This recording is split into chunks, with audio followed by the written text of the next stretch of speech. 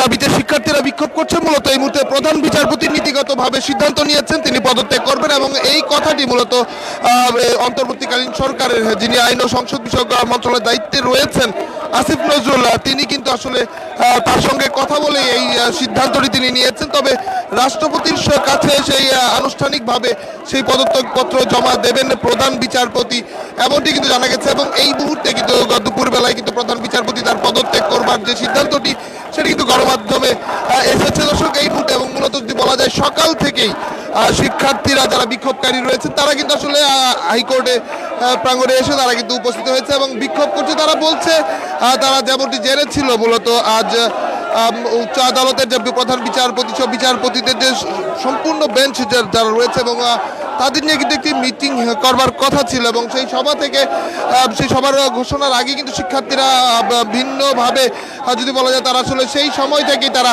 প্রধান বিচারপতির পদত্যাগ চেয়ে তারা কিন্তু আসলে হাইকোর্ট প্রাঙ্গণে কিন্তু তারা আসলে বিক্ষোভ করছে। এবং এই মুহূর্তে যেটি সংবাদে সেটা হয়েছে সেটি হচ্ছে প্রধান বিচারপতি কিন্তু পদত্যাগ করবার নীতিগত সিদ্ধান্ত তিনি নিয়েছেন এবং সেটি কিনা আসিফ নজরুল যিনি রয়েছে অন্তর্বর্তী সরকার তার সঙ্গে কিন্তু কথাও হয়েছে প্রধান বিচারপতির এবং আগামীকালের মধ্যে মহামান্য রাষ্ট্রপতির সঙ্গে কথা বলে আনুষ্ঠানিকভাবে আসলে সেই চিঠিটি এবং পদত্যাগ করবার যে চূড়ান্ত সিদ্ধান্তটি সেটি কিন্তু আসলে তিনি আনুষ্ঠানিক কার্য সেটি সম্পন্ন করবেন। তবে এই মুহূর্তে যে তথ্যটি আমরা পেলাম সেটি প্রধান বিচারপতি পদত্যাগ করবার নীতিগত সিদ্ধান্ত নিয়েছে এবং সেটি অন্তর্বর্তীকালীন সরকারের যিনি উপদেষ্টা হচ্ছেন আসিফ নজরুল তার সঙ্গে কিন্তু আসলে তার কথা হয়েছে এবং মূলত আগামীকালের মধ্যেই রাষ্ট্রপতির সঙ্গে আনুষ্ঠানিকভাবে চিঠি বিনিময়ের মাধ্যমেই আসলে পত্র জমা দেবেন কিন্তু প্রধান বিচারপতি। দর্শক এই মুহূর্তে যদি বলা যায় হাইকোর্টের অ্যানেক্স ভবনের সামনে কিন্তু বিক্ষোভকারী যারা রয়েছেন তারা কিন্তু আসলে বিক্ষোভ করছেন এবং তারা বলছেন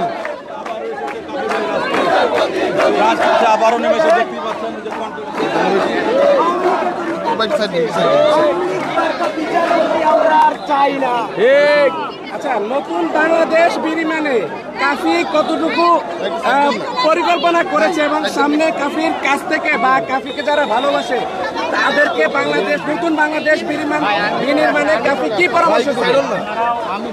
নতুন বাংলাদেশে আমরা কোনো দুর্নীতি চাই না, নতুন বাংলাদেশে আমরা কোনো গুম চাই না, নতুন বাংলাদেশে আমরা সবাই সবার কাঁধে হাত দিয়ে আমরা আমাদের দেশটাকে এগিয়ে নিয়ে যাবো ইনশাআল্লাহ।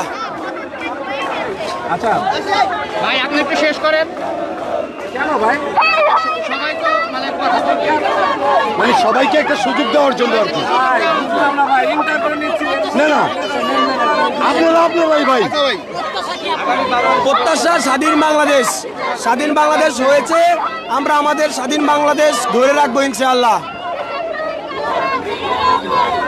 আচ্ছা, নতুন প্রধান যে বিচারপতি হবেন তার ভিতরে কি কি গুণ থাকতে হবে এবং আপনারা কেমন প্রত্যাশা করছেন নতুন বিচারপতি?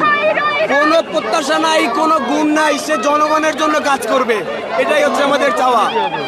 সে জনগণের বিচারপতি হবে, কোনো সরকারের বিচারপতি না।